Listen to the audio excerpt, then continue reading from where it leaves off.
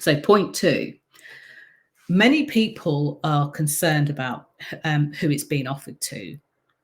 And this is an interesting one because initially you can find people that you speak to and they say, oh, you know, this will be so great for anyone, really, whether you're this person, or this person. And I get that, and I get why that's true.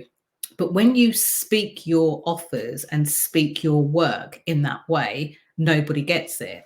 Now, one of the things that you'll never hear me say is you'll never hear me tell you to niche down and just go into one type of very narrow niche. If you choose to do that with your offering, that's fine. But there's a reason for that. If your business is built on being great at a few different things and you want to sell those simultaneously, you need to know the who of who you're speaking to. So if you sell thing A, you'll need to know who that's ideal for and who it's not for. Thing B, who that's a fit for, who it's not for. And thing C, who it's really for and who it's really a waste of time for. When you have that kind of level of clarity, it helps you to be iconic and visible. Thing number three is the how. I find this a lot. I do a lot of online stuff, but I also do a lot of offline stuff. And there's nothing like looking people in the eye and being interested in them and asking, oh, so how does that work then? And seeing all of a sudden this puzzled look come across their face. They look puzzled, they look worried, they kind of stutter across their words, they ramble it out. And then they spend a majority of the time after that conversation, I feel quite sure, pretty kind of disappointed and feeling like they could have done it better, could have said it better, could have had it better. So knowing like who that's for and being able to articulate it. So if you're in one particular area and somebody asks you about your work, when you're an iconically visible business and with an iconically visible message, that's a bit of a tongue twister. When you're talking about all of that kind of stuff and you're putting it out there, you know which bits to talk about and which bits are not relevant to leave out. You know which bits these people will like, which bits these people will be interested in, and which bits these people will really gravitate towards and gravitate to. So this is an important distinction to be able to make. The fourth component, so let me just go back. So the first component is clarity on what the struggle is, or clarity on what they're kind of wondering about, and enough clarity to not become attached. Because when you become attached to sharing a service, you then end up trying to shoehorn the person into it, and it might not be a good fit for them for whatever reason. The second piece is knowing who it's being offered to. The third piece is knowing about how it works. This could be the difference between it being online or offline. Now, the fourth piece is about the price. And this is interesting because I thought at this juncture, I'd share a little story about the price. People get really wrapped up in how much they should charge for something and why. And without it sounding trite, we all know the answer inside. But what this does is it has people stop offering their services because they think people fit a box or not. So back when I started, I think I was a couple of years in when I started, I actually had a client who was doing fabulously, but they wanted me to help them with a particular project that they were working on.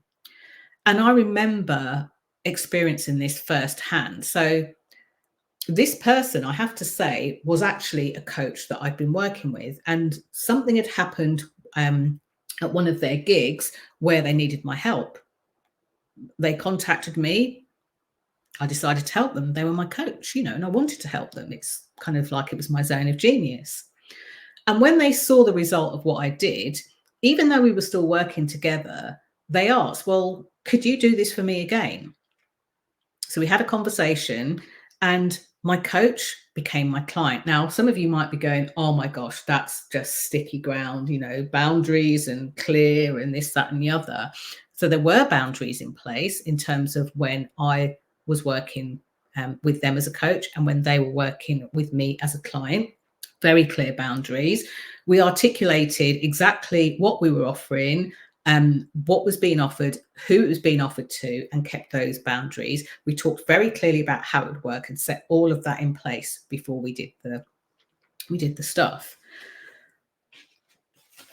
And there was this one point where I remember we were doing some of their stuff at an event of theirs, and we were talking about the kind of piece that's what's next. And it was literally like they paid me for the stuff that I was doing for them, and I paid them. There wasn't any of the kind of swapping or skill swaps. We had very clear boundaries. They paid me as previously arranged and agreed. I paid them. And there was one point where it was like, well, I know that I need to pay such and such, so I'll give you this. And it was literally like, I'll give you that. Oh, yeah. And I need to pay you for this, so I'll pay you that. That showed me that it is possible to work with people that you know. And since then, I've gone on to be able to work with people who are friends, and people who are complete strangers have become clients. Some people really struggle with this. And I think that's part of what becomes being iconically visible. So when you know how much something is, how it will work, you're able to really use that. You're not going to do things at mates rates, and you're not going to let your friends go for free because you feel a bit uncomfortable. In fact, one of my true business buddies, who we've known each other for years, we still talk about this a lot. And I remember being at an event, and someone said, "This is my friend, Jenny." And she also said, "And I love her enough to pay her worth for what she does." No awkwardness. When you can get that level of clarity, it means that working with strangers, working with people that you've seen around, working with people that you might know becomes very different.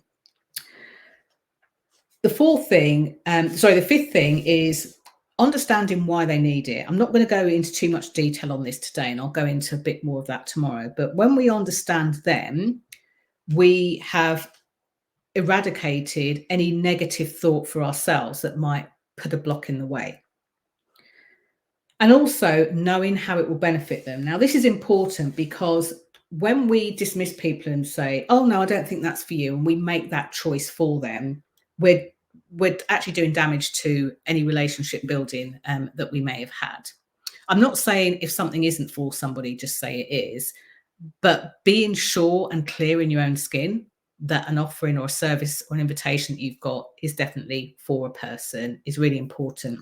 And I see this a lot in my own journey as a public speaker. I do quite a bit of keynote speaking, and there's always a level of conversation that goes on up front for this clarity, for this reason. Because if I'm not the right person, guess what? There are lots of people that I'm likely to know and be connected with that I can refer the conference organizer, the event host to, and vice versa. So this is really important.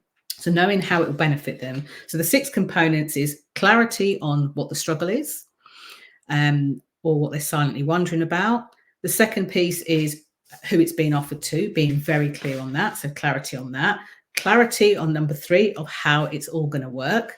Clarity number 4 on how much it is. Clarity number 5 on why they need it and why they want it, or versus why they want it. And we'll talk about that more in tomorrow's post. And then number 6 on how it will benefit them. So why is that so important? It's important because when you nail that, and when you're able to have the space and time to uncover that, which actually doesn't take that long, it doesn't take a whole year of delving deep, it means that you can move on and you can convey credibility, convey confidence, convey clarity, and be consistent. It's the thing that's going to stop you from wanting to stop putting yourself out there or offer your services, because you're clear in these 6 key components.